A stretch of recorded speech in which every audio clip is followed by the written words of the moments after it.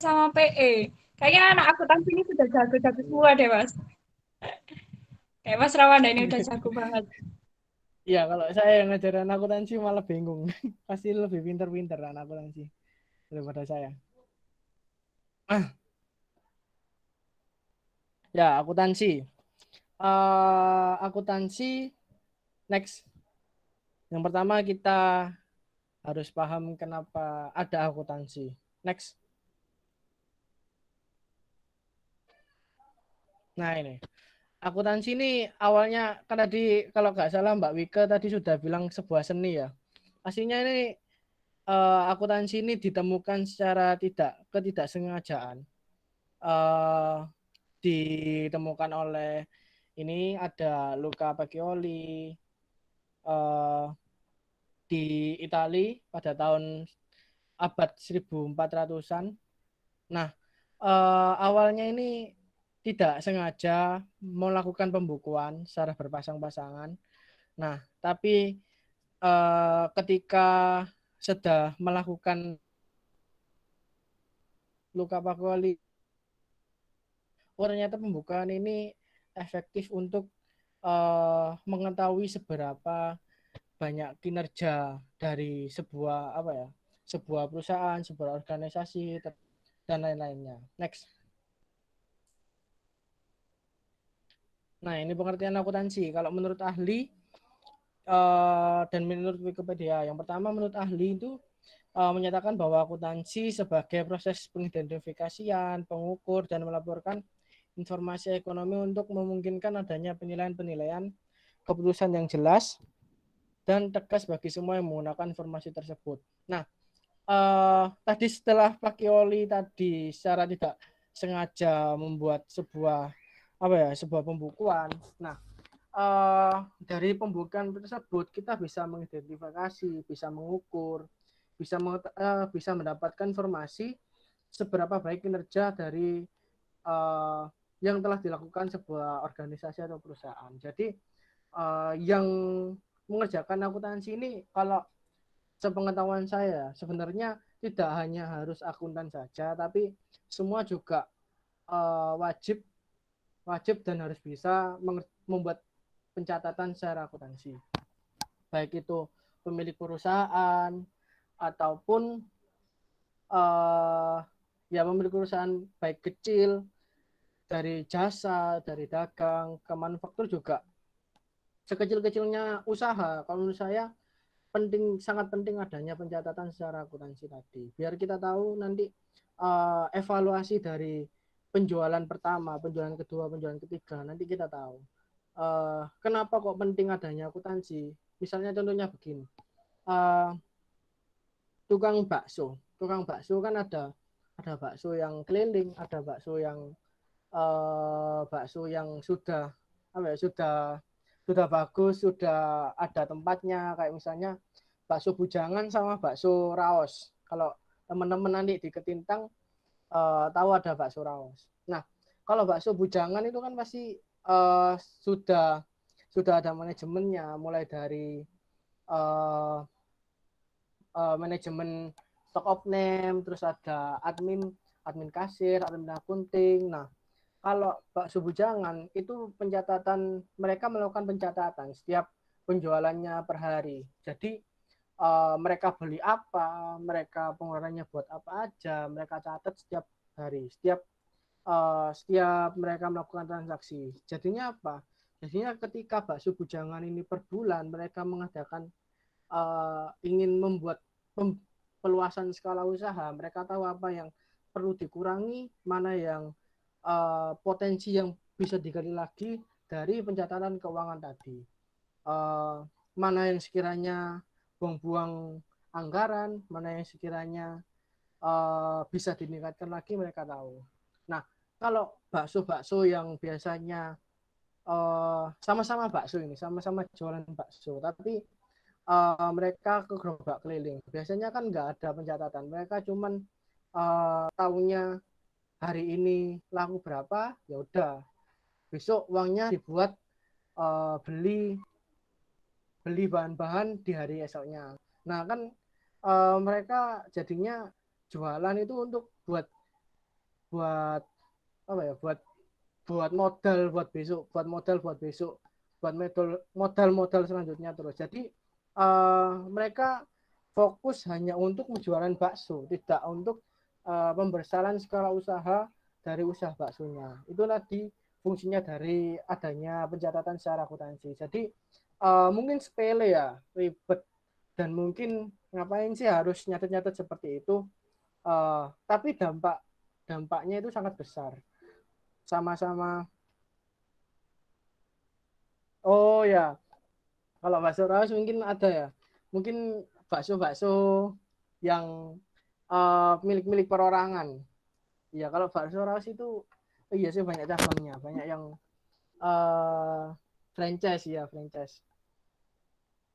Ya, mungkin yang maksud saya bakso-bakso yang masih milik perorangan, yang cuman sendiri. Jadi kenapa itu tadi sangat penting adanya akuntansi, kan tahu ada cash flow-nya, ada pencatatan secara akuntansinya. Jadi mereka kalau mau mengembangkan usahanya itu tahu maunya kayak gimana. Oke, next. Nah ini ya, memahami maksud akuntansi sebagai pencat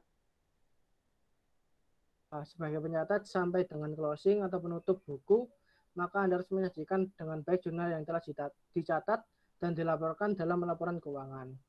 Uh, Kenapa kok penting menyajikan dengan baik jurnal yang telah dicatat, agar nanti ke depannya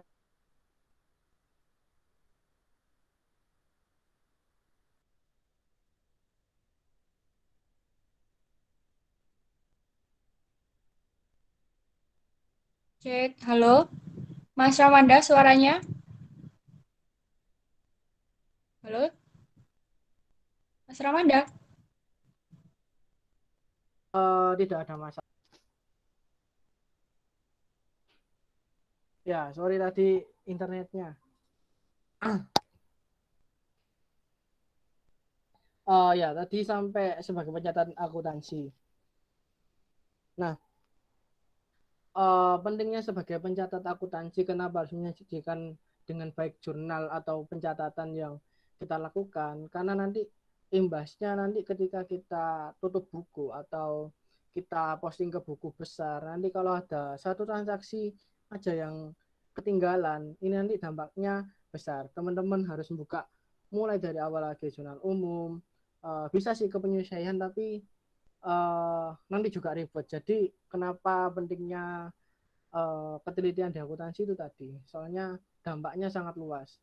Nanti apalagi kalau sudah uh, apa ya, sudah masuk ke jurnal penutup. Soalnya kan kalau usaha kecil-kecilan kan jarang ada di audit ya. Jadi kalau ada yang salah ya salah, kita nggak tahu kalau itu salah. Jadi ya pasti terlewat kalau kalau kalau tidak ada apa ya, tidak ada ketelitian dari kita.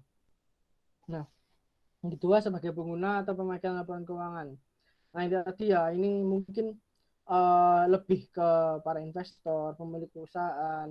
Mereka, kalau investor mereka bisa lihat dari laporan keuangan, apakah cocok atau tidak untuk mereka berinvestasi di situ, apakah perusahaannya ini bisa dikatakan sehat atau tidak. Nah ini bisa dilihat dari laporan keuangan.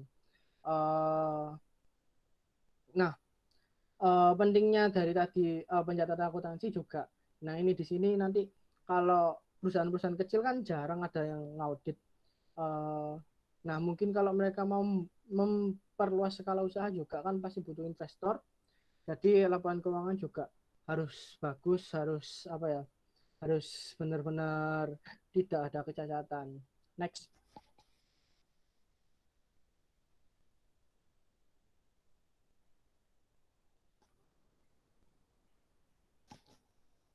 next, next,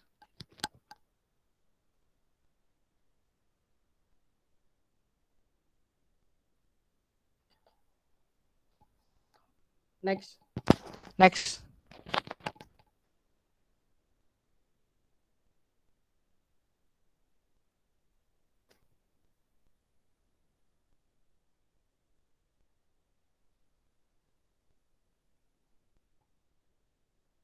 Tes tes.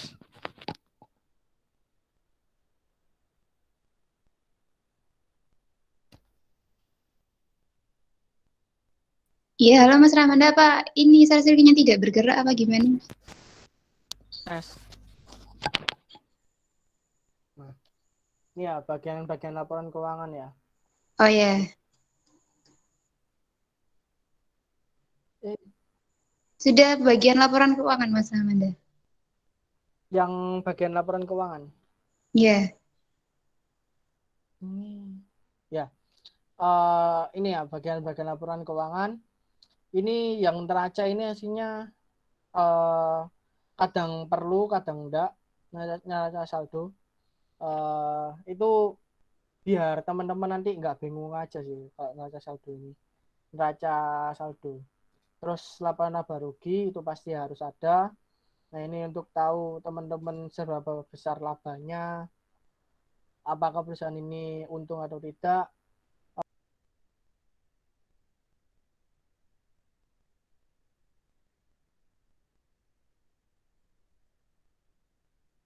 ya sepertinya Mas Ramanda gangguan sinyal ya. Ya kayaknya ini Nurul. Mungkin nanti bisa di off cam kan dulu aja biar stabil. Sambil menunggu ya teman-teman ya. Oke, sampai sini kira-kira ada yang masih dibingungkan nggak terkait konsep dasar akuntansi itu seperti apa?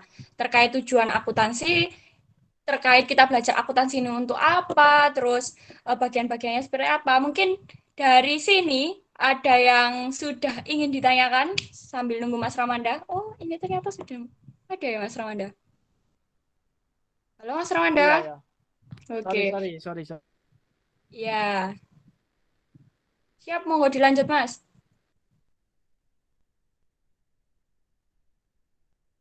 Perubahan modal,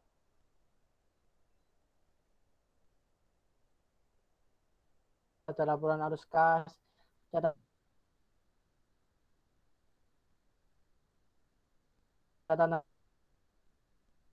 kita Aduh, bahas putus-putus satu-satu. Mas Manda. Uh, Halo Mas Manda, putus-putus suaranya. saya jelasin, Mungkin bisa saya kasih tahu ini aja dulu. Ada bagian-bagian laporan keuangan. Next.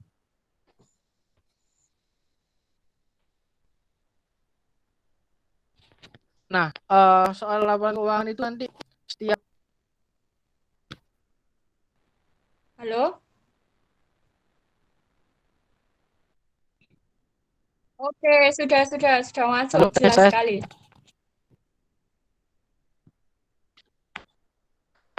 Oke, bentar.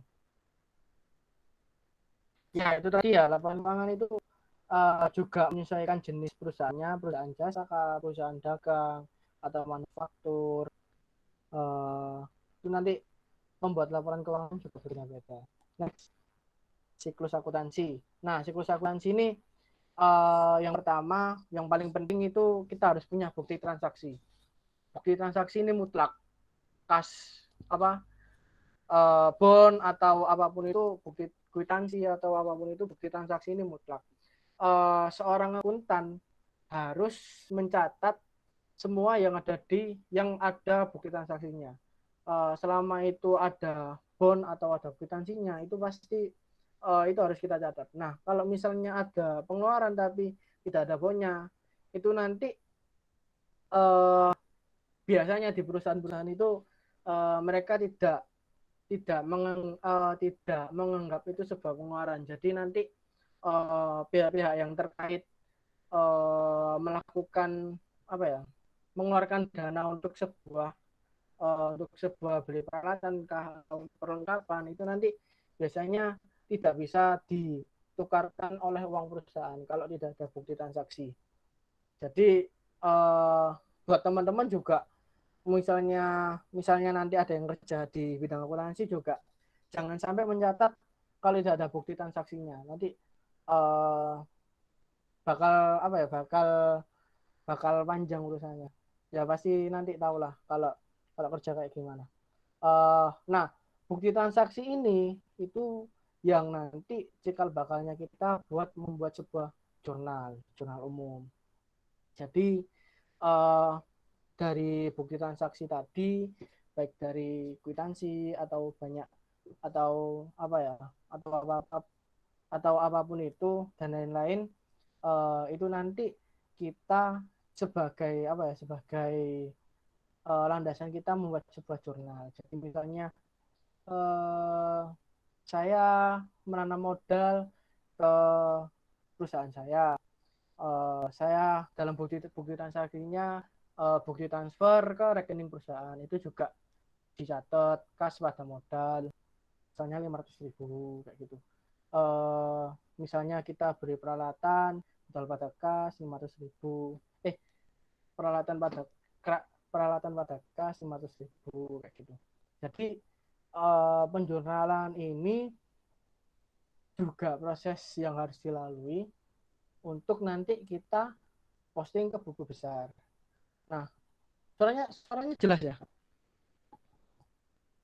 Masuk Mas Manda, jelas. Oh ya. Nah, posting ke buku besar ini nanti lebih rinci ke setiap akunnya. Ke akun kas itu nanti dirunut dari mana aja, itu di buku besar. Jadi setelah dirunut per akunnya, apa ya, dirunut itu kayak dicatat per akunnya, apa saja akunnya, itu nanti biasanya sebelum masuk ke laporan keuangan yang ada beberapa macam tadi, ada laporan rugi dan lain-lain, itu biasanya biar kita tenang, biar apa ya, biar akuntan ini tenang, biar tidak takut kalau ada yang keliru, karena kalau keliru kita dari buku besar ke laporan keuangan ini ada yang keliru, itu nanti urusannya panjang. Jadi biasanya akun tadi di total, misalnya kas di total ada berapa, jumlahnya jadi berapa, dikurangi apa pendapatan pengeluaran itu tadi, nanti ditambah dikurangi, nanti di nilai saldo dicatat. Nah, apa kas jadi jumlahnya ada berapa gitu. Jadi nanti kalau di nilai saldo sudah balance,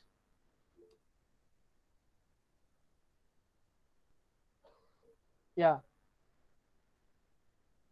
bentar ya, kita kita ke anu dulu, ke apa, ke sini dulu. Jadi biar mungkin kalau ada yang sudah paham di sini, tapi kan nggak semua juga sudah apa ya, sudah memahami dasar-dasarnya. Jadi saya yang tekankan di sini dasarnya dulu, biar teman-teman ini ketika nanti menjurnalan terus bikin laporan juga bisa lebih paham gitu. Nah, neraca saldo ini biar teman-teman apa ya, biar teman-teman tenang. Kalau sudah balance kan nanti ketika buat neraca lajur ada laporan keuangan, nanti teman-teman bisa lebih tenang bikin laporan keuangan. Nah, setelah laporan keuangan jurnal penutup. Next.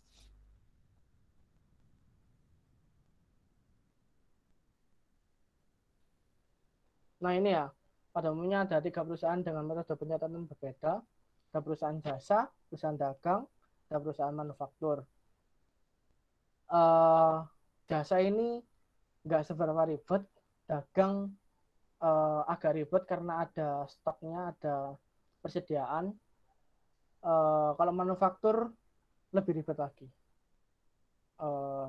Ya, next.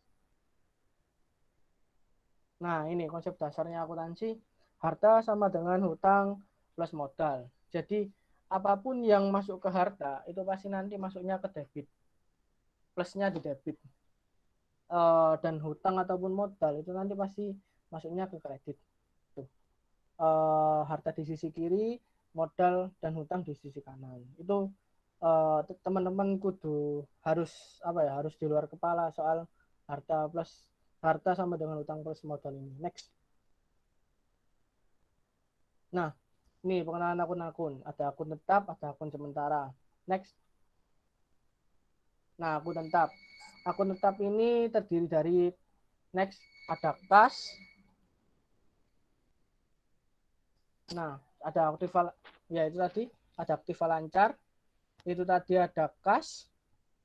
Terus ada piutang, ada persediaan, ada perlengkapan, ada beban dibayar di muka. Nah, ini kalau aktiva Kalau aktiva ini semuanya masuk ke debit. Aktiva tetap, aktiva lancar ini nanti maksudnya ke debit. Terus next, hutang bank, akun hutang bank, sama hutang dagang, ini nanti masuknya ke kredit. Plusnya di kredit. Jadi kalau hutang banknya nambah, itu pasti nanti nambahnya di kredit. Terus dan kas juga bertambah. Next. Nah, kalau akun modal ini selisih dari hutang dan harta. Jadi nanti harta yang dimiliki dikurangi sama hutang itu nanti jadinya modal dari pemilik perusahaan. Next. Nah, akun sementara. Next.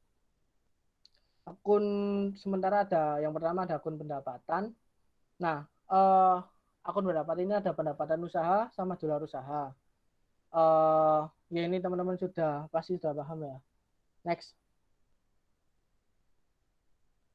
Ya akun beban, ada beban usaha sama beban di luar usaha, ada beban bunga, beban pajak, dan lain-lain. Next. Nah, untuk akun sementara ini sifatnya kebalikan dari tadi, dari yang akun tetap tadi.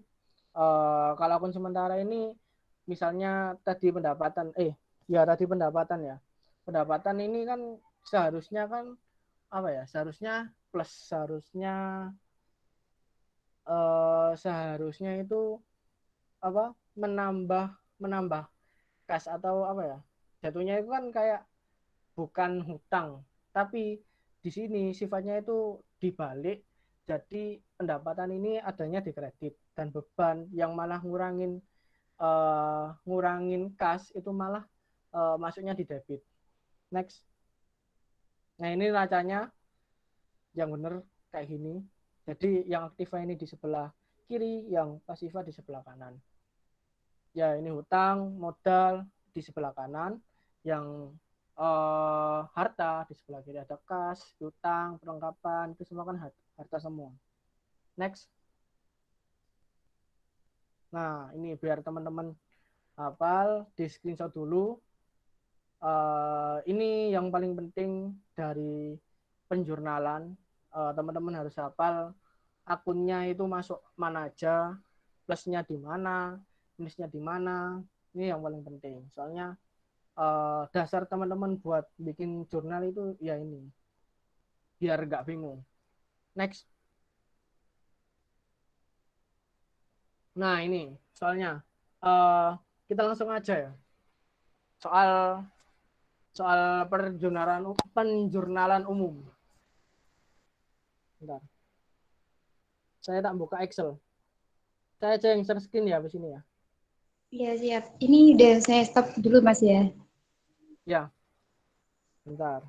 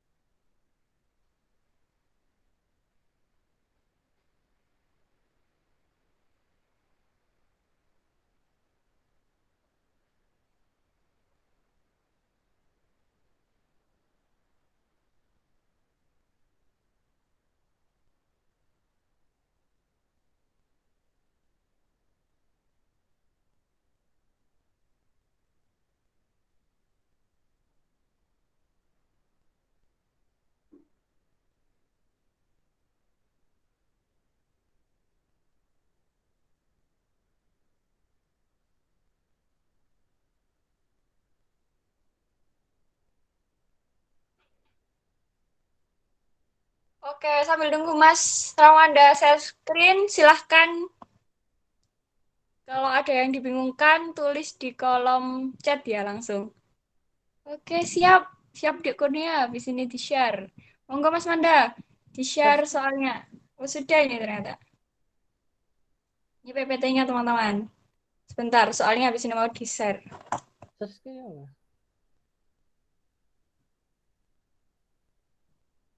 Gimana, Mas? Cara share screen. Oh, itu. Ada tombol. Gimana ya? Sama screenshot dulu, Mas. Kayaknya sama screenshot dulu deh. Ya, Di benar. dekat itu masih dekat tombol, dekat ikon tangan itu ada panah kotak itu. Ya. Kok hadir sekarang ya? Oh ya, wis. Ya, terus Ya. diklik, habis itu di-share. Kan nanti muncul notif lagi itu. Sudah. Ya, Nah, sudah sudah. terlihat. Wah, emang kelihatan ya mahasiswa online sama offline ini. Oke, silakan dilanjutkan, Mas Anda. Iya, aku nggak pernah kelas-kelas gini ya.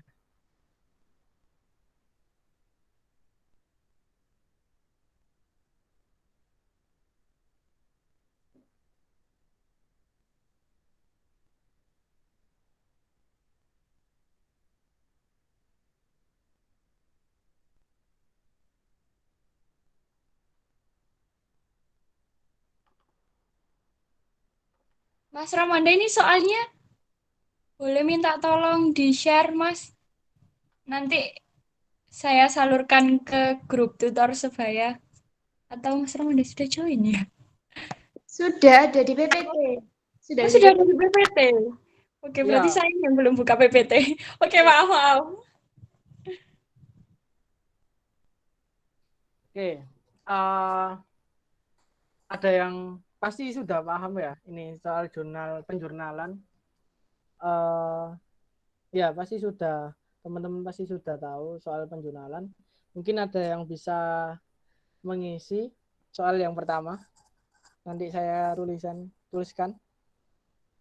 Pada tanggal 1 Januari 2017, 2021, Joko memulai usaha salon cantik, menaruh uang tunai ke kas perusahaan sebesar 10 juta. Itu masuknya kemana?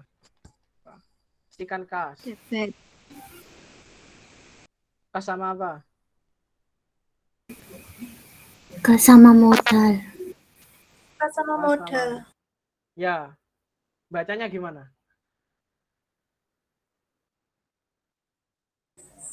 Kas pada modal. Kas pada modal. Kas pada modal 10 juta.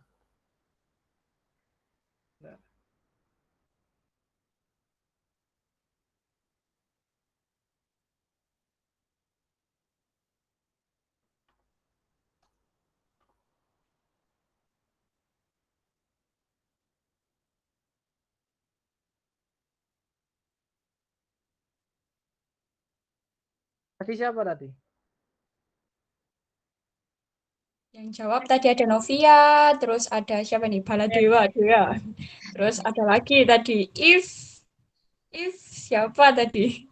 Ya, Ifti. yang 2 Januari. Joko membeli peralatan salon dan perlengkapan salon. Untuk peralatan seharga 1 juta dan perlengkapan seharga 250 juta secara cash. Kok cash ini masih gampang lah ya. Ada yang bisa? Saya nggak bisa lihat ya. Peralatan 1 juta, Peralatan. perlengkapan 250, dan kas dikredit 1.250.000. Gimana? Ulangi. Siapa tadi namanya? Saya, Kak. Dia. Iya. Siapa? Dia. Iya, silakan. Itu untuk peralatan di debit 1 juta, perlengkapan di debit 250.000, dan kas di kredit 1.250.000. Nah, bacanya gimana?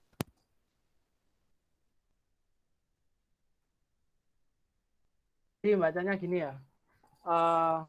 Yang benar kalau biasanya tanya dosen, biasanya itu nanti kan biasanya kalau akuntansi itu ditunjuk ya. Apa? Per penjurnal umuman, per tanggal biasanya teman-teman dipanggil kan. Namanya disunjuk itu, cara bacanya yang benar itu, misal ini kan tadi kan yang soal tanggal 1 itu kan cuman satu apa ya, satu satu akun ketemu satu akun ya, satu akun debit ketemu satu akun kredit, kas dan modal. Nah, jadi bacaan cuman kas pada modal 10 juta. Nah, tapi kalau misalnya kasusnya ini ada dua dua akun di debit sama ketemu satu akun di kredit, itu biasanya perlengkapan 250.000 dan peralatan 1 juta pada kas 1.250.000 gitu. Jadi bacanya juga ada cara bacanya, nggak sekedar perlengkapan peralatan berapa tuh. Jadi biar enak, biar paham. Soalnya biasanya kalau dosen akuntansi itu agak agak agak rewel, agak detail lah. Peralatan ini perlengkapannya 250.000, peralatan 1 juta. Kalau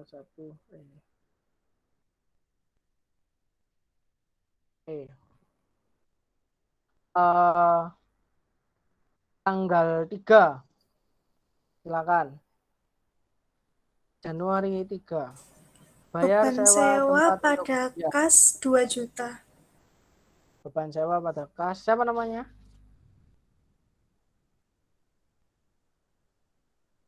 Siapa namanya? Novia, Kak. Novia. Nah, Novia, beban sewa pada kas sebesar Beban sewa pada kas sebesar 2 juta. ya, mungkin ada yang punya jawaban lain.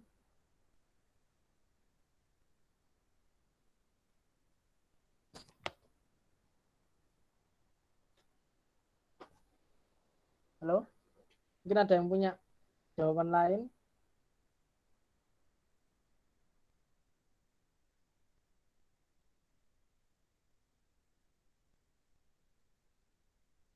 Ya, mungkin tadi ada yang kurang tepat ya, beban sewa pada kas, karena kan ini bayar sewa tempat untuk salon 2 juta selama setahun secara tunai. Nah, sedangkan kan pencatatannya penjurnalan ini dilakukan per bulan, per Januari. Eh, jadi yang ditulis di sini itu beban sewa dibayar di muka atau sewa dibayar di muka.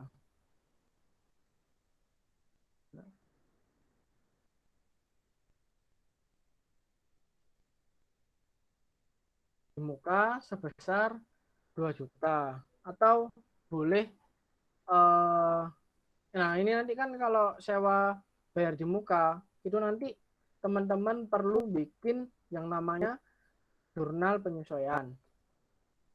Karena kan ada ada pencatatan yang tidak seharusnya diperlukan di bulan Januari, tapi sudah tercatat di bulan Januari. Jadi teman-teman perlu membuat jurnal penyesuaian. Jadi nanti bikin laporan laba ruginya nanti bisa bisa bisa uh, lebih lebih sesuai dengan yang semestinya. Boleh sebenarnya nggak usah buat jurnal penyesuaian, tapi di sini sewa dibayar di mukanya sudah dibagi 12 bulan. Jadi yang kita catat cukup bulan Januari aja. Di sewa dibayar di muka 2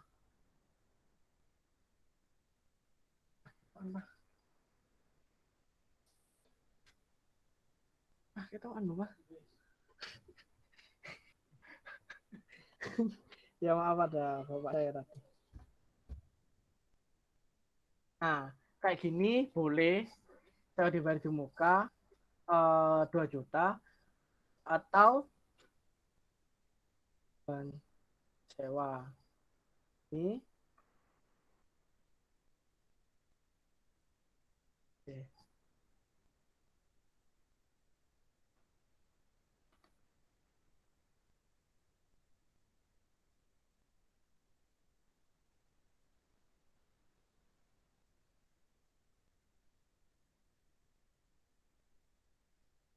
Mas izin tanya dong Mas, sebelum lanjut ke soal berikutnya.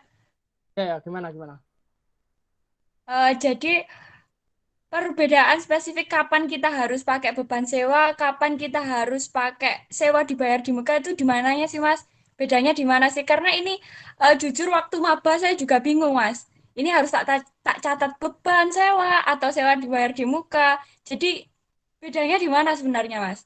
Tadi kan Mas Nah, Rama Manda mengatakan bahwa kalau sewa dibayar di muka ini perlu untuk disesuaikan karena kalau sewa dibayar di muka kan otomatis kita bayar dulu dan nominal berikutnya itu belum kepake gitu loh. Kita sudah bayar lunas, tapi kita belum menempati itu, gitu kan, Mas? Kalau ya ya. beban kan kita bayar di akhir. Jadi kalau sebenarnya itu gimana sih, Mas? Kapan kita harus pakai ini? Kapan kita harus pakai ini? Mungkin bisa dijelaskan lebih rinci, Mas. Ya, eh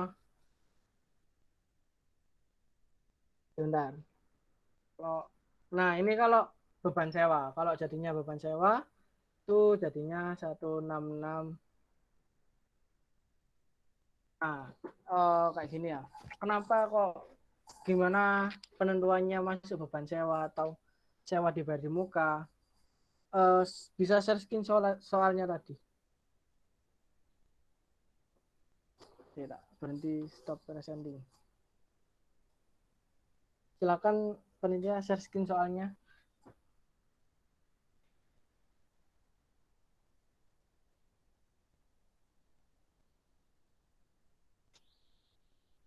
Nah, ini ya. Eh pada Januari 3 Januari bayar sewa tempat untuk salon 2 juta selama setahun secara tunai. Kan penjurnalan umum ini kan dilaksanakan periodenya per bulan. Jadi kita nyatetnya ini penjurnalan ini selama Januari. Nah, ini kan sudah jelas ya, 1 Januari sampai 30 Januari. Jadi kenapa kok masuknya itu tadi beban sewa atau BSA atau masuk di sewa dibayar di muka. Nah, kalau misalnya kita sudah bayar 1 tahun, itu pasti kan sedangkan butuhnya kita cuma sebulan, berarti kan kita ada lebih bayar, ya kan? Nah, jadi seharusnya bulan Februari sampai Desember yang seharusnya uh, kita belum apa ya, kita belum menggunakan fasilitasnya, tapi kita sudah bayar. Jadi kenapa masuknya sewa dibayar di muka ya karena kita belum menggunakan yang seharusnya kita gunakan.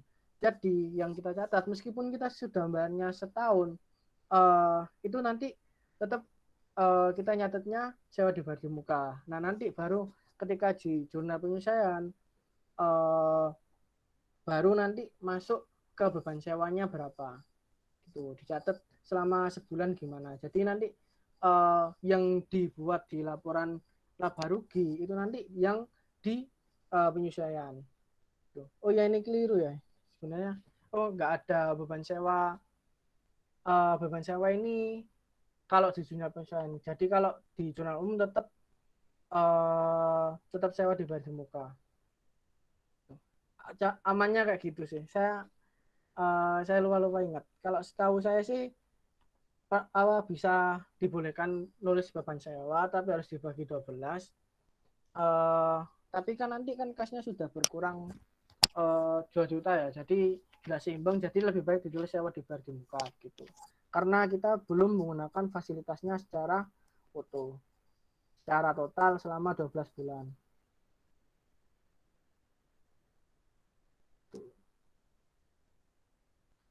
Emang yang paling sulit ya tentang penyelesaian ini tadi. Misalnya kan kita sudah enak jurnal merasa benar kan ya beban sewa terus ternyata salah akun padahal kan kita merasanya sudah benar beban sewa padahal kan sebenarnya sewa dibayar di muka karena kan kita belum menggunakan fasilitasnya. Kalau kita uh, kurang teliti biasanya PD di neraca saldo juga balance.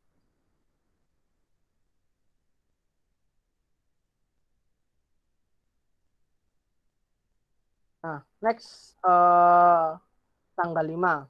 Ada yang bisa bantu jawab? Pendapatan calon diterima sebesar 400.000 secara tunai. Nah, ini mudah ini. Pendapatan tadi masuk apa? Masuk kredit. Di pendapatan di kredit, yang satunya di mana? Apa? Akun apa? Kas di debit. Ya, gimana bacanya? Siapa tadi yang jawab? Novia. Ya, Novia, Kas silakan. kas pada pendapatan sebesar 400.000. Ya, kas pada pendapatan sebesar 400.000.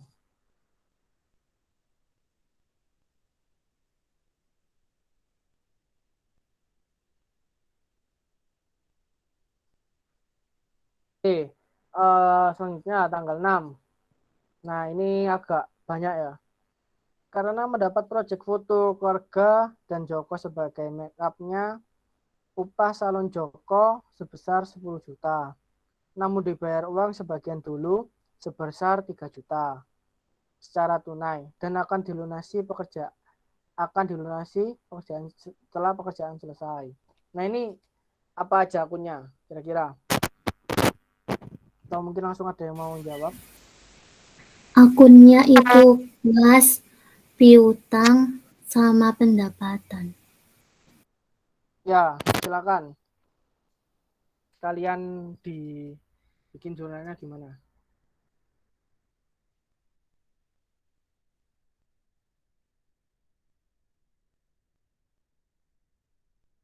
Tuh.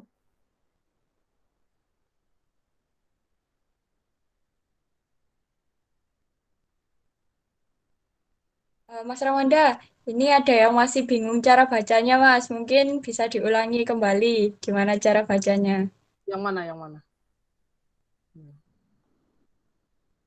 Nah, ini dari Dea ya, Dea. Masih bingung Kepala cara Dewa. bacanya, Mas. Cara baca yang Cara baca apa? yang benar. Yang jurnal tadi, tanggal terakhir tadi. Yang nomor 6. Ya, Ya, tanggal 6 ya. ya. Nah, tanggal 6 ini kan soalnya itu proyek foto keluarga dan Joko sebagai make up-nya, upah salon Joko sebesar 10 juta. Ini berarti pendapatan 10 juta. Pendapatan 10 juta masuknya ke mana? Ke piutang sama ke kas. Karena mereka bayarnya sebagian dulu 3 juta secara cash. Berarti kan masih sisa 7 juta ya, masih sisa 7 juta di akun piutang. Jadi cara pencatatannya itu kayak gini. Kas dan kas 3 juta dan piutang ada pendapatan usaha, piutang usaha. Kas pada kas dan piutang usaha pada pendapatan usaha. Kasnya sebesar 3 juta. Kas 3 juta dan piutang usaha 7 juta pada pendapatan usaha sebesar 10 juta. Tuh, tadi siapa Dea? Ada yang masih dibingungkan Dea? Halo Dea. Bingung cara bacanya, Mas.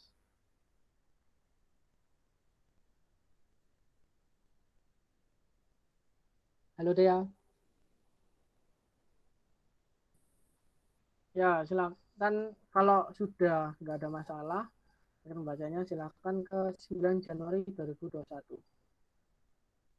Oke, Mas. Sebelum lanjut ke tanggal 9 ini, Mas. Ini rata-rata pertanyaan yang apa ya? Yang sering ditanyakan dulu ketika saya maba. Jadi, apa sih Mas bedanya piutang sama utang? Ini kan agak mirip-mirip kan? Piutang ini Oh kok ya, bisa sih Mas masuk ke akun Aktiva, terus kok utang ada akun sendiri? Apa sih Mas bedanya? Kan hampir mirip. piutang sama utang ini. Mungkin bisa dijelaskan lebih rinci sebelum lanjut ke jurnal berikutnya. Jadi gini, ya piutang sama utang itu banyak yang bikin bingung soalnya kan namanya hampir sama-sama ada utangnya, tapi yang satu ada pi, yang satu nggak ada. Jadi yang satu utang, satu piutang.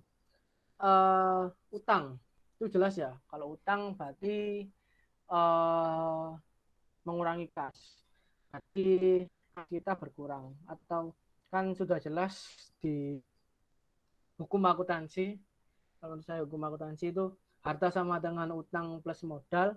Jadi kan utang sudah sangat jelas di sisi kanan atau kredit. Nah, kenapa kok piutang ini ada di sisi debit? Karena pengertian piutang sendiri itu sebenarnya bisa dikatakan kas kita ataupun harta kita yang kita apa ya, yang berada di orang lain. Baik itu bisa piutang itu bisa saja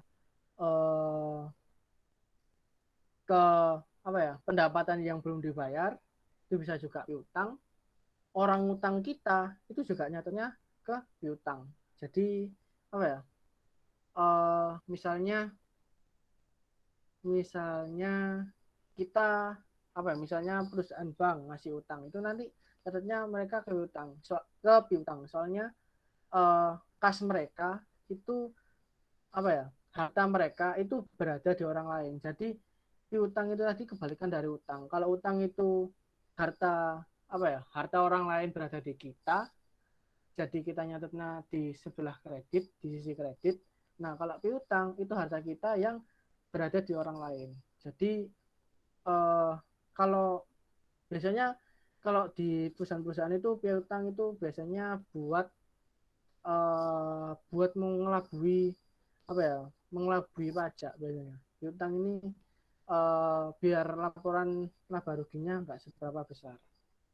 Jadi nanti lebih expert lagi nanti ada ke sana.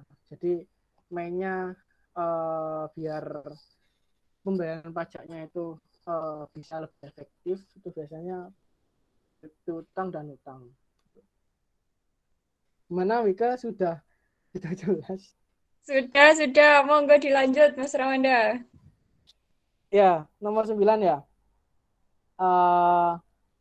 Tanggal 9, adanya pekerjaan make up artis kepada Ibu Rita. Namun pembayaran akan dilakukan di tanggal 29 Januari sebesar 1.200.000. Nah, ini gimana? Tadi sudah dibahas ya tentang piutang dan utang. Silakan, pasti kalau sudah paham bisa jawab ini tadi. Silakan. 9 Januari. Halo.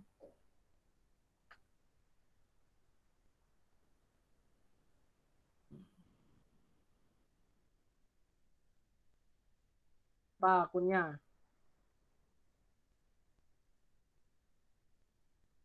Sudah saya. Halo.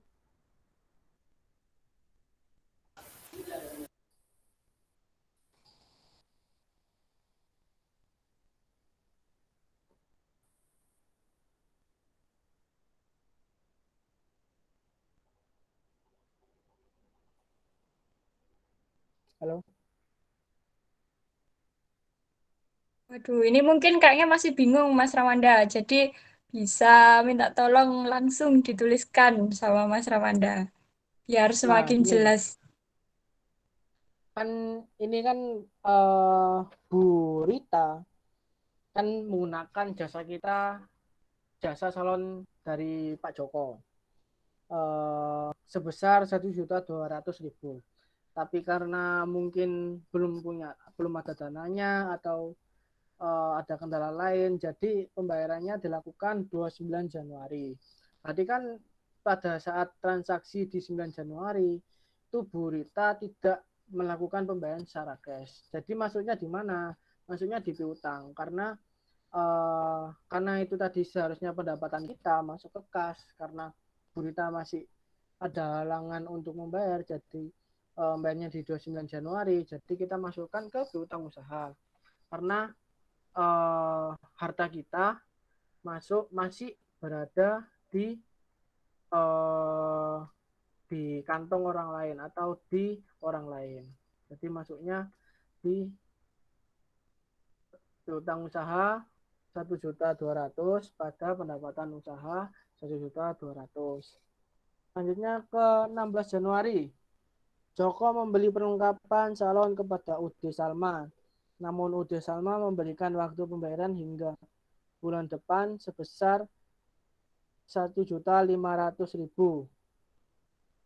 Nah, ini kalau tadi itu Bu Rita tidak bisa membayar ke kita, kalau ini kita yang melakukan pembelian secara cicilan.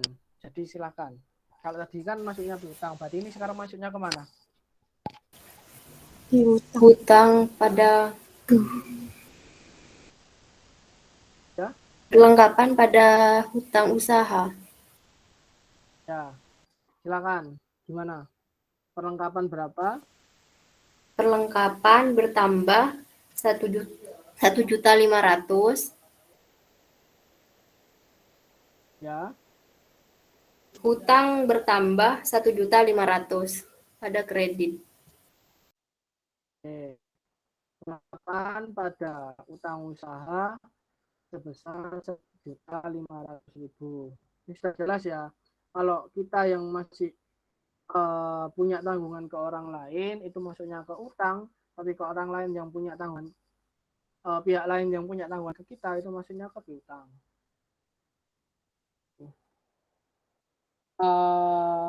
Selanjutnya ke 20 Januari. Membayar biaya telepon sebesar 200.000 secara tunai. Nah, ini simple ya. Silakan. Beban telepon pada kas Mana? sebesar 200.000. Dan telepon ada kas sebesar 200.000.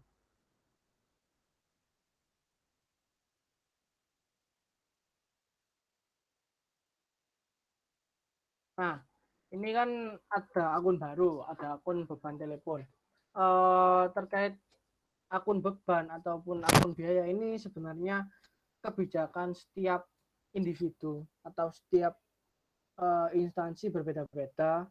Biasanya ada yang masuk ke beban telepon, ada yang masuk biaya lain-lain, atau beban lain-lain, atau biaya utilitas. Jadi kalau dari awal pencatatannya akunnya itu namanya beban telepon, nanti selamanya kita ketika melakukan penjurnalan itu masuknya ke beban telepon gitu. Jadi beban terkait beban ini sebenarnya tergantung kebijakan masing-masing tempat ya. Soalnya nggak semua namanya beban telepon, ada yang jadi biaya utilitas dan lain-lain gitu. Nomor 22 Januari. 22 Januari, membeli perlengkapan kantor seharga 150.000 dan peralatan kantor seharga 400.000 secara tunai. Nah, gampang ini ya.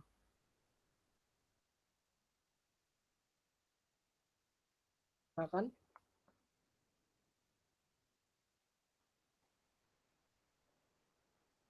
Halo? Ini kan mudah ini.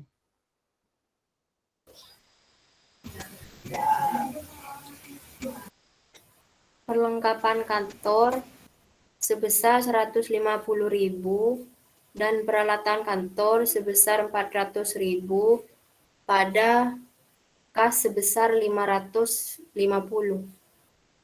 Oke.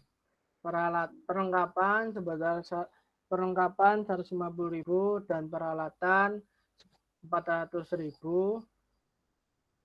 ada kas karena pembayarannya tunai, jadi kas bukan utang usaha, sebesar totalnya dari perlengkapan ditambah peralatan sebesar 550.000. Oke.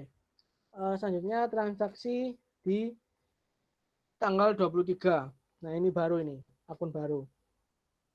Joko mengambil uang untuk kepentingan pribadi sebesar 150.000 secara langsung. Nah, langsung ini tunai. Silakan. Mungkin ada yang sudah tahu.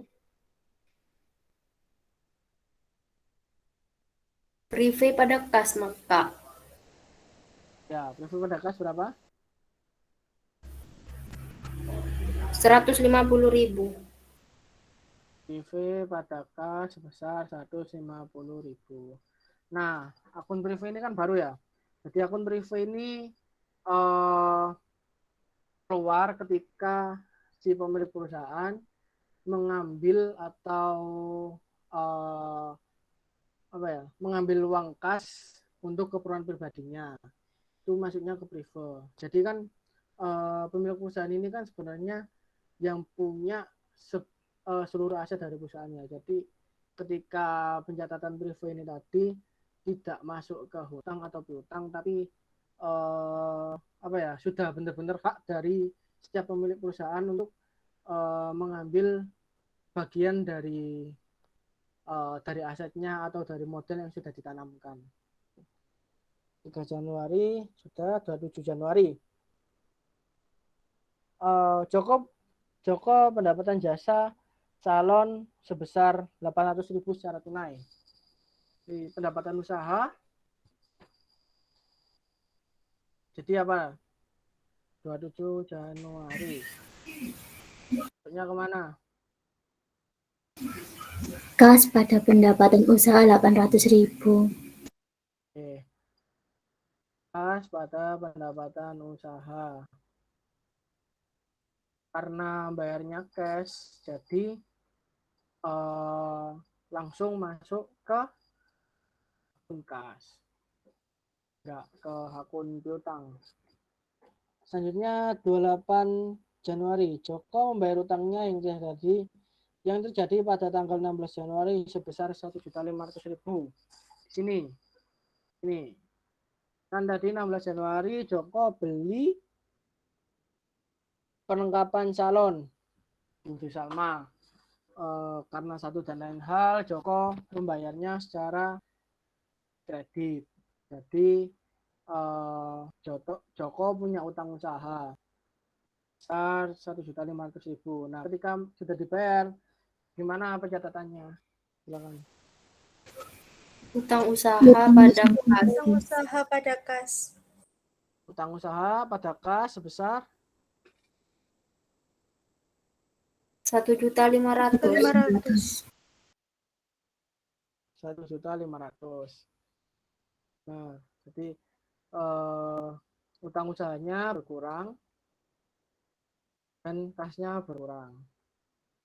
Jadi utang usahanya jadinya 0, kasnya berkurang sebesar 1.500.000 untuk dibayarkan. Nanti pencatatannya ada di neraca saldo biar teman-teman jelasnya nanti di situ. Di total kasnya ada berapa, utang usahanya nanti ada berapa, nanti ada di neraca saldo. Setelah buku besar. Oke. Next. 29 Januari dibayar gaji pegawai sebesar 300.000 secara tunai. Mana pencatatannya? Beban gaji Beban pada gaji pada kas. 300.000. besar 300.000. Beban gaji pada kas sebesar 300.000. secara 300.000.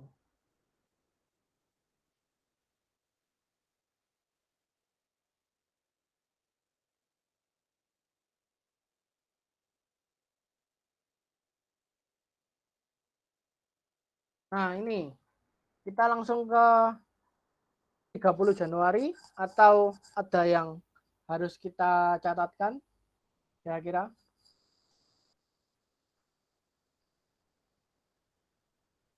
Halo? Apakah langsung ke 30 Januari atau enggak?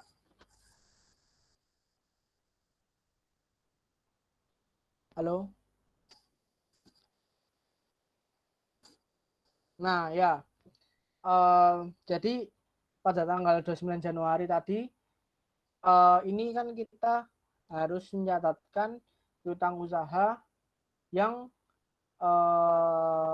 pada 9 Januari terjadi transaksi, kita mendapatkan pendapatan tapi masih dibayar tidak secara tunai. Berarti masuknya ke piutang. Jadi pada 29 Januari tadi kan Burita janji buat bayar di 29 Januari sebesar 1.200.000. Jadi nanti akunnya kayak gini. Akunnya kan utang usaha, kalau nambah di kiri, tapi kalau berkurang di kanan. Jadi kalau dibayar, utang usahanya dibayar, berarti masuknya ke kas. Kas ada piutang usaha sebesar 1.200.000. Oke, akhir 30 Januari, silakan.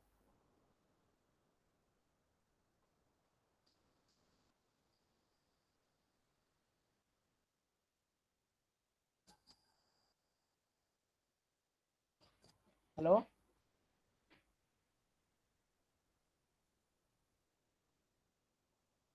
Kas pada pendapatan. Kas pada Pendapatan sebesar 7 juta.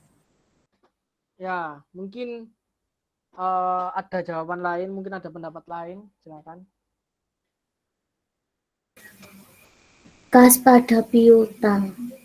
Ya, kan ini dibayar, Joko mendapat pembayaran dari proyek tanggal 6 Januari sebesar 7 juta secara tunai. Nah, pada 6 Januari kita lihat lagi penjurnalan kita di 6 Januari. Nah, ini kan ada piutang usaha. Jadi pada 6 Januari kita mendapatkan pendapatan seharusnya sebesar 10 juta, tapi karena satu dan lain hal dibayarnya secara tunai baru 3 juta. Jadi kan kita punya kas atau punya harta di pihak lain sebesar sisanya dari 3 juta tadi. 10 kurangi 3 juta sebesar 7 juta. Nah, ini baru dibayarkan 30 Januari. Jadi masuknya ke kas pada piutang usaha.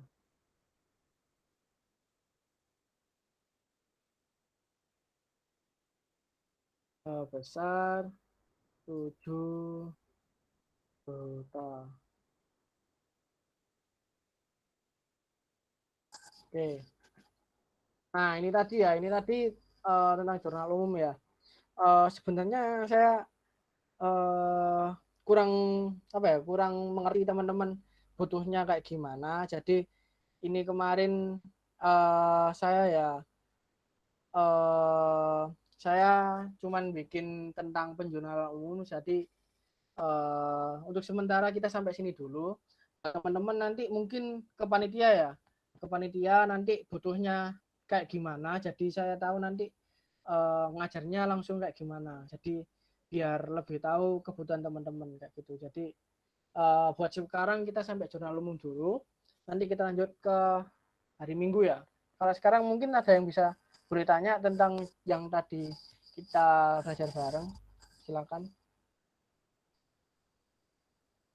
Yuk, monggo langsung ditanyakan. Mungkin ada yang kurang jelas. Nah, ini ada Ya, yang kalau mungkin mungkin kalau lebih detailnya teman-teman nanti bisa request ke panitia. Nanti Kak, saya butuhnya diajarin diajarin ini. Jadi besok hari Minggu saya siapkan lagi yang sesuai kebutuhan teman-teman. Soalnya kan mungkin kurikulumnya sekarang udah beda sama zaman sekarang. Saya dulu waktu maba. Jadi saya kurang tahu yang dibutuhkan teman-teman. Jadi ya mungkin pendapat saya mungkin kalau masih maba lebih butuh ke pendalaman akuntansinya ya. Dasar-dasarnya yang paling penting. Silahkan nanti bisa ke panitia, boleh ya? Iya. boleh banget. Nanti pertanyaan bisa langsung ditulis di grup kalau misalnya di luar tutor Iya supaya ini, nanti, di luar kelas ini. ya Nah, nanti requestnya di situ langsung aja. ditanyakan.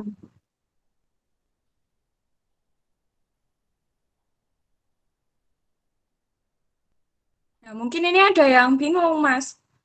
Karena kan kalau dulu di waktu SMA atau SMK kan penyebutannya kan masih HUMPB atau harta, utang, modal, pendapatan, dan beban. Tapi kalau di apa ya di kuliah ini kan agak Banyak. di-upgrade gitu penyebutannya, mulai ke aktiva, kewajiban, gitu, ekuitas, pendapatan, gitu. Mungkin bisa dibuat informasi tambahan. Jadi nggak usah bingung lomba aktiva itu apa, sama entah sama harta, sebenarnya sama. Aktiva sama harta sama. Nah, kewajiban ini apa? Kewajiban itu sama dengan utang, tapi sekarang itu istilahnya cuma diganti. Gitu ya, Mas ya? Atau Ya, mungkin ada updatean info lagi? ya kayak ya itu tadi sebenarnya eh apa ya, kalau SMA mungkin kan lebih simpel ya daripada kita waktu kuliah. Kan kalau kita kuliah kan pasti diajarinnya macam-macam, karena yang diajarin kuliah juga belum tentu semua juga relate digunakan ke dunia nyatanya di dunia kerja. Soalnya kalau di dunia kerja itu setahu saya juga yang dilakukan ya nggak sebanyak yang waktu kuliah. Waktu tes kerja juga nggak sebanyak tes waktu kuliah gitu. Jadi kita pelajarin waktu SMA akun-akunnya itu tadi mungkin cuman harta, utang, modal, beban. Waktu kuliah lebih dirinci lagi.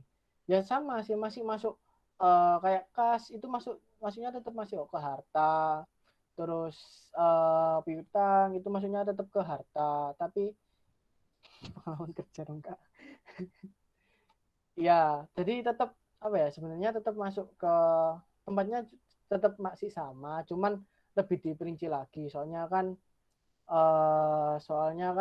apa ya, agar lebih detail, agar lebih mudah kita membacanya. Ini tadi hasilnya sebenarnya saya agak merefresh lagi, soalnya kan sekarang saya kerjanya juga nggak di bidang akuntansi tapi di audit. Eh, jadi apa ya, akuntansi saya masih sudah agak kurang ingat. Oke, Mas, ini eh, ada satu pertanyaan saya waktu dulu zaman SMA dan maba juga. Kalau misalnya nih, Mas, kita nggak melaksanakan apa ya, kita nggak buat salah satu dari siklus akuntansi jasa ini, misalnya saya nggak buat buku besar gitu, boleh nggak, Mas? Atau saya nggak buat jurnal umum, atau saya nggak buat jurnal penutup, misalnya saya skip salah satu gitu, boleh nggak, Mas? Ngaruh nggak Uh, nanti? ya jelas ngaruh ya. Gimana, gimana, Mas? Jadi harus buat utuh gitu ya, harus harus menjalani semua siklus gitu ya, Mas? Ya harusnya ini semua siklus. Jadi kan kayak kalau siklus ini kan sudah pakem ya.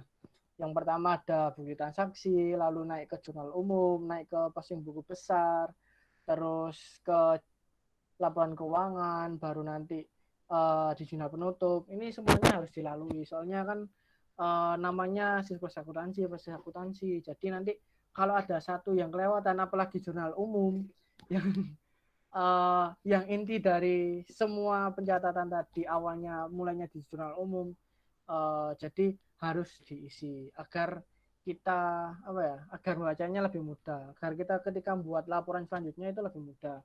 Mungkin ada beberapa yang apa ya, yang tidak harus ada, kayak neraca saldo itu sebenarnya tidak harus ada, tapi biasanya tetap dimasukin. Soalnya kan kita kalau di buku besar aja kan cuman per akun ya, nggak ada totalnya aktiva pasifanya itu nanti balance apa enggak. Jadi nanti kalau kita sudah lanjut sampai jurnal penutup, pada tapi waktu di neraca di jurnal penutup di laporan keuangan ternyata nggak balance, kan sakit hati. Jadi lebih baik kita bikin neraca saldo sebelum masuk ke laporan keuangan. Jadi agar kita bikin laporan keuangan itu lebih tenang gitu. Jadi itu tadi fungsinya neraca saldo, biar tahu balance apa enggaknya. Oke. Tadi ya bisa tanya-tanya bisa list ke panitia yang dibutuhkan apa aja. Jadi saya tahu nanti yang dibutuhkan teman-teman kayak gimana. Kayak tadi kan mungkin ada yang sudah paham terkait dasar-dasar akuntansi, ada yang masih kurang paham. Jadi kan jadi pertemuan pertama ini nanti tadi saya isi ke dasar-dasarnya persamaan akuntansi, ke pemahamannya teman-teman biar lebih paham. Silakan. Ya, nanti mungkin kalau Mas Manda punya beberapa latihan soalnya dulu bisa di-share Mas di Oh grup. ya ya. Barangkali teman-teman lagi gabut ngerjain, nanti bisa lah nanti dikirim jawabannya, koreksi nanti sama Mas Ramanda. Ya, Kalau pengantar akuntansi saya jamin nggak gabut, pasti ada tugasnya. Ya kan? ya. Soalnya setahu Oke. saya pengantar akuntansi dulu pasti setiap minggu pasti ada tugas terus. Nggak tahu dosen akuntansi agak gabut kayak.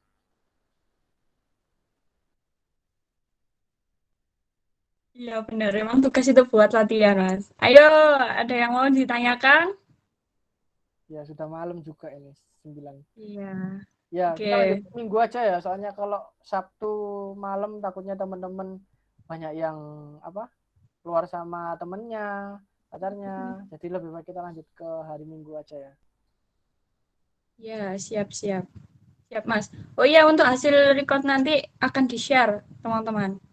Oke, monggo Mas Ramanda bisa ditutup sebelum nanti setelah Mas Ramanda ditutup, saya akan memberikan sedikit kesimpulan, nanti boleh dikoreksi ya Mas Ramanda ya.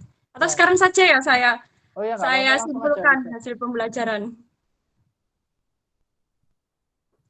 Oke. Jadi sebelum ditutup Mas Ramanda ini saya simpulkan, nanti mohon dikoreksi ya Mas. Pembelajaran kali ini kita membahas terkait persamaan dasar akuntansi dan kita sudah belajar salah satu siklus dari perusahaan jasa, yakni ada jurnal umum. Jadi kalau di persamaan dasar akuntansi kita harus memahami teman-teman. Memahami apa? Memahami akun-akunnya. Gimana pengklasifikasiannya ke setiap akun. Jadi ingat, di dalam akuntansi itu ada 5 akun. Cuma 5 tok. Yang pertama ada aktiva. Aktiva atau harta. Yang kedua ada kewajiban. Kewajiban atau utang atau istilahnya liabilitas. Yang ketiga ada ekuitas. Selanjutnya ada pendapatan dan ada beban. Dua ini beban sama harta atau beban sama aktiva kalau bertambah ditaruh di kolom debit. Kalau bertambah ditaruh di kolom debit. Kalau berkurang di sisi kredit. Ingat, dua akun ini beban sama harta. Nah, tiga sisanya ini kalau bertambah ditaruh di sisi kredit, kebalikannya. Kalau berkurang di debit. Ini dasar dari sebuah akuntansi. Nah, oke, yang saya simpulkan lagi masuk ke jurnal umum. Jadi jurnal umum itu teman-teman, jurnal umum itu memuat semua transaksi dalam perusahaan. Ingat, jurnal umum itu memuat semua transaksi dalam perusahaan. Ibaratnya kalau misalnya teman-teman lah belanja ke pasar, teman-teman belanja sayuran misalnya. Teman-teman mau masak soto lah, katakanlah. Masak soto ada sayur, micin, masako, apalagi. Dan semuanya itu ya, gubis-gubis. Teman-teman masukkan semua ke kantong merah. Ya, kantong merah inilah yang dinamakan sama jurnal umum. Memuat semua, memuat transaksi. Atau kantong merah tadi memuat semua belanjaan. Nggak peduli itu belanjaan sayuran, micin, bumbu apapun dimuat jadi satu. Inilah yang dikatakan jurnal umum. Nah, untuk selanjutnya akan dijelaskan pada hari Minggu. Benar ya, Mas ya? Ya, siklus Oke. selanjutnya. Oke, gitu ya teman-teman ya sampai sini. Untuk pengklasifikasiannya gimana? Nanti bisa dipelajari lebih lanjut di PPT. Kalau bingung langsung ditanyakan di grup. Jangan sungkan-sungkan bertanya karena memang tutor sebaya ini wadahnya untuk belajar bersama gitu. Lebih baik bertanya sekarang daripada nanti tersesat. Oke, Mas Ramanda, mungkin ada pesan terakhir sebelum saya tutup acara tutor sebaya. Ya, Sudah? tetap semangat belajar akuntansi. Ya, Oke. sekian Oh, dari iya. saya. Sekian. Wassalamualaikum warahmatullahi wabarakatuh. Waalaikumsalam warahmatullahi wabarakatuh. Terima kasih Mas Ramanda, terima kasih teman-teman yang sudah hadir di tutor sebaya. Ayo sebelumnya minta tolong on cam dong, mau dokumentasi bersama. Nah ini juga bisa digunakan sebagai kenang-kenangan lah. Ingat masa-masa ambis. Weh. Oke, ayo semangat para pejuang kumlot. Wah ini Nurin sudah hadir. Ayo deh. Hari ini yang dokumentasi aku apa Nurul? Si ngomong Oh, lo gak terserah. apa gak Oke. on cam. Nah, sudah on cam ini. Siapa sih? Kenapa sih Mas Remanda? Ih, Helma itu loh. oke guys, Ayo, jadi Mbak aku Helma. ready-nya guys. Dea, Dea. Oke, Hel, aku ada kendala sinyal hari ini. Novia Hel, sudah, Novia. Yola. Helma, on cam Helma. Sarasa Kencana ini baru join Ada ya? apa? Sarasa Kencana. Ayo. Salsabila juga, yuk. Helma, Nurin sudah. Helma on cam Ya. Helma. Nadia. Rizky. Helma nggak on cam, Dek. Minta tolong dong, minta tolong. Rere. Mohon maaf ya, guys. Aku hari ini nggak bisa on cam dulu karena because aku ada kendala sinyal. Yo langsung mati aku on cam, sumpah. Ayo kita hus, ayo. Alia, Yola. Oh iya Ki, ya, ya Allah Mas Ramanda sih tak ini. Oke. Jaga Ada iPhone-nya, Kak. iPhone-nya. Ayo, Dek Kurnia, on cam dong. Iya dong, minta tolong dong Dek Kurnia. Iki wis kenal semua. Iya, Dek Kurnia masa kameranya juga rusak juga sih. Ya. Dek Kurnia nih kayaknya aktif banget ya Tidak kelasnya. Iki Liane gak on cam ya iki. Mek iki tak sing on cam nih. Iya. Helma lo gak Ya on. udah. Oke. Ayo, Iya. Pertama. Iya. Pertama. Oke. Helma on cam Helma. Yuk. Oke. Iya nggak apa-apa. Sama kok aku juga kendala Ayo, jaringan. Chandra. Ya, terus. Naufal, Aisyah. Oke.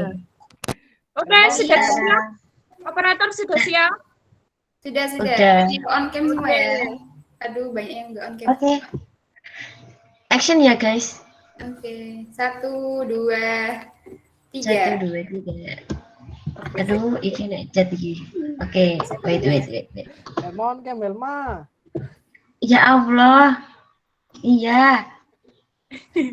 Oke, lagi kita Nurul. Lagi, satu kali lagi. Bentar. Belum bisa on Ayo, cam, Kak. 1, Ya, Novel.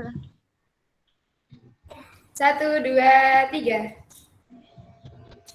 Ya, sip. Oke, terima kasih ya teman-teman sudah menyempatkan hadir. Semoga ilmunya ini barokah dan bermanfaat buat masa kini dan seterusnya.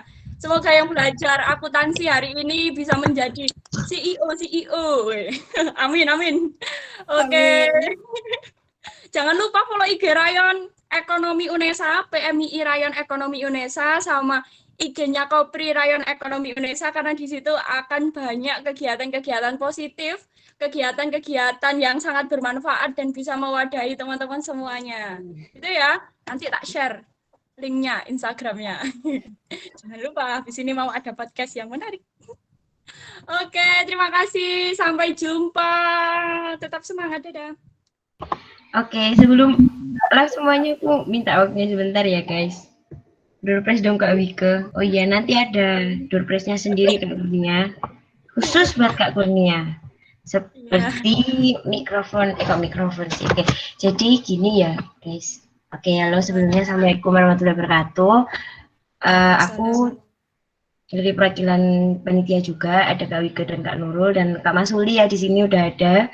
Nah, mengucapkan terima kasih yang pertama buat teman-teman yang udah gabung di sini, karena ini adalah first session kita di study session di tutor sebaya ini. Oke, yang pertama-tama karena awal-awalnya nih mungkin belum ada ya terkait pembahasan terkait tutor sebaya itu seperti apa sih, mungkin kalian masih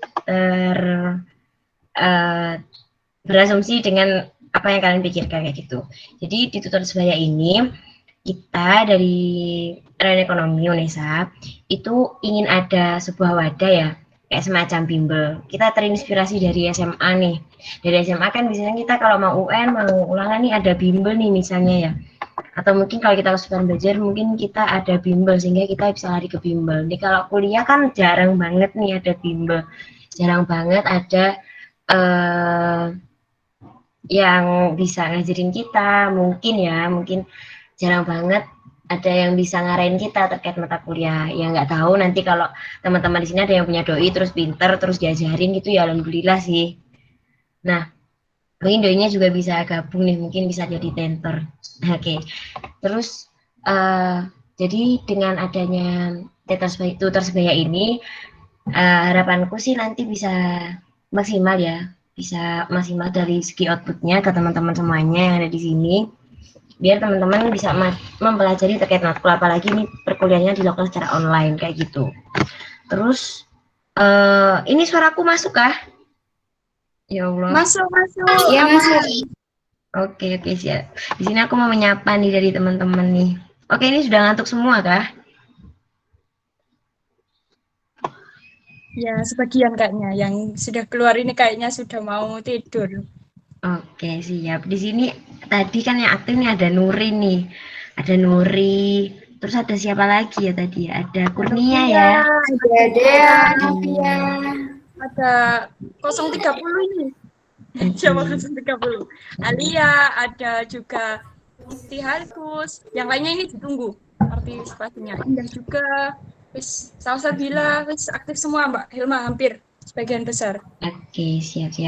Jadi di sini aku mau nyapa nih tadi yang belum ada suaranya itu ada Deo nih. Oke, halo Deo. Deo Satria Putra. Halo Kak, Oh, di sini. Oh, cowok. Oh iya ya kan Deo. Ini Deo dari jurusan mana sih? manajemen Kak. Oh, manajemen. Angkatan berapa? Ini baru ini 2021. Oh, 2021. Ini sampai mana ya kira-kira Deo di manajemen itu pengantar akuntansinya? Sampai bab apa?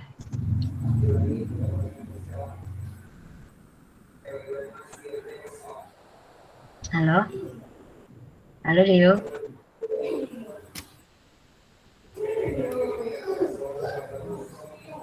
Oh, Deo ini mungkin ada di luar ini. Nah, yang dari manajemen bisa sambat Mbak Helma ini dulu. Pakai Hima. Wih, keren. Jadi Mbak Helma dulu ini Ya Allah. jadi wakil ketua Himanya manajemen. Jadi kalau ada masalah manajemen silahkan disambatkan, weh. Dikomunikasikan sama Mbak Helma. Insya Allah sudah menguasai dunia manajemen. Keren kan? Masya Allah. Jadi kebongkar nih Kak Wigun. Oke, kayak gitu ya. Jadi kan tadi ada pesan nih dari Tentor ya terkait matkul yang nanti silakan didiskusikan di grup ya. Terus tadi ini ada pertanyaan menarik nih dari Kurnia nih. Kak, Tentornya dari dosen apa enggak sih? Oke, jadi pertama